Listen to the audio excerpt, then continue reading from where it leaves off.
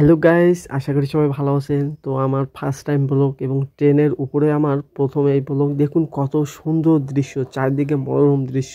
আর এই কারণে আমি বাংলাদেশকে ভালোবাসি। দেখুন ছেলেরা কত সুন্দর উপরে চড়ে খেলা করতেছে এবং তাদের আনন্দটা কতটুকু দেখুন, অনেক সুন্দর দৃশ্য। এই কারণে বাংলাদেশকে সবাই ভালোবাসে।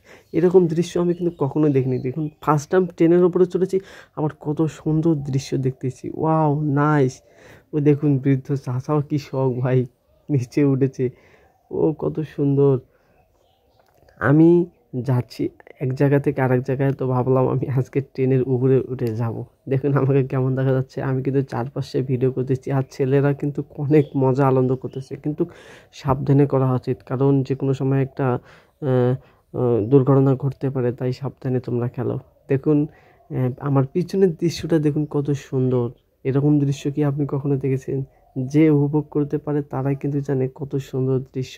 আর এই ট্রেনের বগির উপরে আমি যে উঠেছি, আমার নিচে কিন্তু অনেক পাথর আছে। এই যে দেখুন কতগুলো পাথর, আর এই পাথরগুলো কিন্তু মেশিনের মাধ্যমে সুন্দরভাবে দুই সাইডে সুন্দরভাবে সমানভাবে ফেলাচ্ছে, কারণ ট্রেনের লাইনের মধ্যে শিল না থাকলে কিন্তু ট্রেন চলবে না। এই কারণে কিন্তু শিলগুলো সুন্দরভাবে ফেলে দিচ্ছে, আর আমি এই শিলের উপরে দাঁড়িয়ে কিন্তু ভিডিও করতেছি। দেখুন কত সুন্দর দৃশ্য দেখা যাচ্ছে ভাই।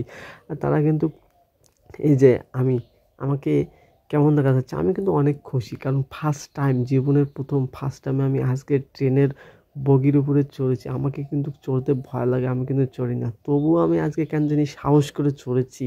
দেখুন চড়ার পর যে আমার এতটা ভালো লাগতেছে, এতটা অনুভূতি আমি বলে বোঝাতে পারবো না। কত সুন্দর দৃশ্য, আসলে গ্রামে না আসে বোঝা যায় না কত সুন্দর দৃশ্য, গ্রামের দৃশ্য। আর ওই চার দেওয়ালের মাঝে থেকে বোঝা যায় না যে গ্রামের দৃশ্য কেমন। দেখুন শহরে যারা থাকে তারা এই দৃশ্য আপনার কি উপভোগ করতে পারবেন? কখনোই পারবেন না। দেখুন গ্রামের দৃশ্য শহরের দৃশ্যের মধ্যে অনেক পার্থক্য আছে।